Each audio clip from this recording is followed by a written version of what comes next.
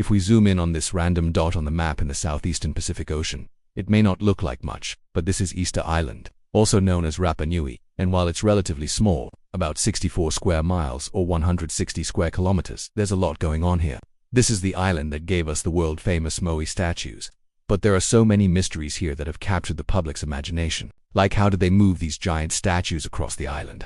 What happened to all the trees? What is this mysterious writing system? Is this island really cursed? So today we're off on another amazing adventure, and this time we're going to uncover the secrets of Easter Island. When we think of Easter Island, we obviously think of the Moai statues, which are spread across the island, and were made over a span of roughly 300 years between 1250 and 1500 CE. The name Moai comes from the local language and simply means ancestor, and that makes sense because most of the statues are thought to represent deified ancestors or tribal chiefs.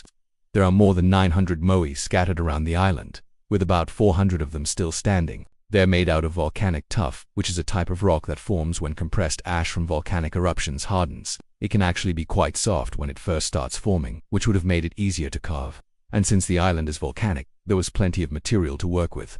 But it didn't exactly make building these statues easy.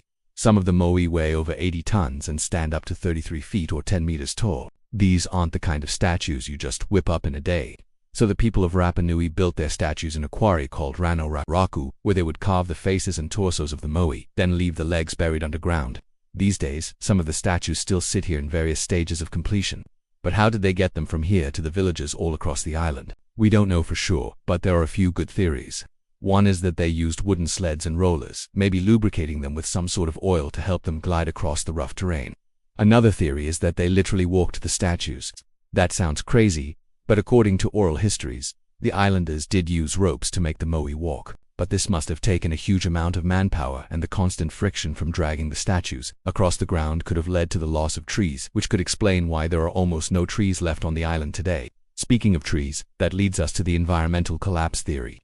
Not long after Europeans arrived, they reported that the island was completely covered in palm trees. So at some point after contact, something happened that caused the trees to disappear. Maybe it was the constant demand for wood to build canoes for transportation, fishing and war, or maybe it was the introduction of pigs, rats and goats by Europeans that ate everything in sight. Rats in particular are believed to have eaten every palm seed on the island, dooming its food supply. Whatever the cause, the deforestation had negative consequences. The soil lost its fertility, crops failed, famine struck, and civil conflict became more likely. Some historians believe that the internal wars that eventually toppled the Moai statues were a result of competition for resources. In fact, evidence suggests that the wars were so destructive that they almost wiped out the entire population. But those wars happened before European contact, and once explorers arrived, they brought diseases like smallpox that killed hundreds of indigenous people. When Europeans realized how useful the islanders would be as slave labor, they took many of them off the island and enslaved them. By 1862, only about 200 native Rapa Nui people remained. But if all this destruction was enough to wipe out an entire civilization, why have any of them survived to tell the tale? Well, it turns out that the islanders may have developed a writing system that allowed them to record their history. In 1877, an explorer named William Thompson found several pieces of wood inscribed with strange markings. He originally thought that the markings were just decorations, but a British naval officer who took the tablets back to England realized that the markings were actually a script. The problem is that nobody has been able to decipher it yet. The only Polynesian writing system that we know of was developed by the Maori people of New Zealand, and it looks totally different from Rongorongo.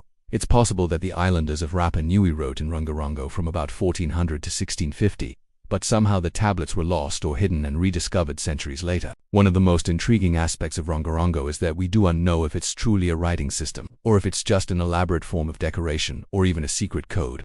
All of the artifacts containing Rongorongo are either pieces of wood, petroglyphs carved into rock, or patterns woven into the cloth called tapa, which is made from the inner bark of a tree. Since the majority of the artifacts are pieces of wood, it would make sense for us to focus on them, but they're pretty mysterious.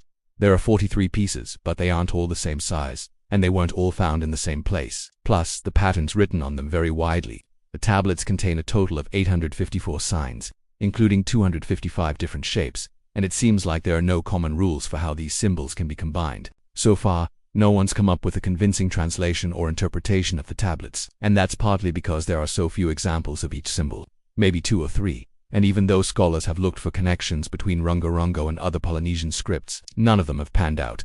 The discovery of Rongorongo was actually a bit controversial because some people doubted its authenticity. Could the natives really have had a writing system? But whether Rongorongo is a true script or not, one thing is clear. The people of Rapa Nui had a rich culture with a complex history.